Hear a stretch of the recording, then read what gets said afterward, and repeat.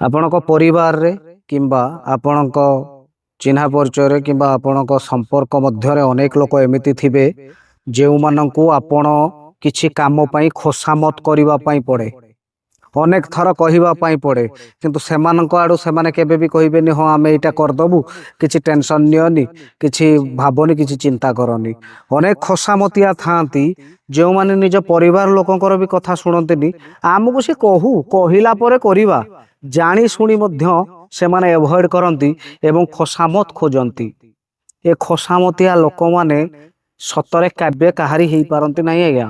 ଏ ଖୋସାମତିଆ ଲୋକମାନେ ସବୁବେଳେ ନିଜର ଗୁରୁତ୍ୱକୁ ସିନା ଖୋଜନ୍ତି, ହେଲେ ସେମାନେ ଭୁଲି ଯାଆନ୍ତି ଯେ ମୋର ବି କିଛି କର୍ତ୍ତବ୍ୟ ଅଛି, ମୋର ବି କିଛି ଦାୟିତ୍ୱ ଅଛି, ମୋର ବି କିଛି କରିବାର ଅଛି ମୋ ନିଜ ଲୋକଙ୍କ ପାଇଁ। ହେଲେ ସେମାନେ ନିଜ ଲୋକଙ୍କ ପାଖରୁ ବି ଏତେ ଖୋସାମତ ଖୋଜନ୍ତି, ଏତେ ଖୋସାମତ ଖୋଜନ୍ତି ଯେ ସେମାନେ ନିଜର ଆଉ ନିଜ ସମ୍ପର୍କକୁ ସବୁବେଳେ ଭୁଲି ଯାଇଥାନ୍ତି।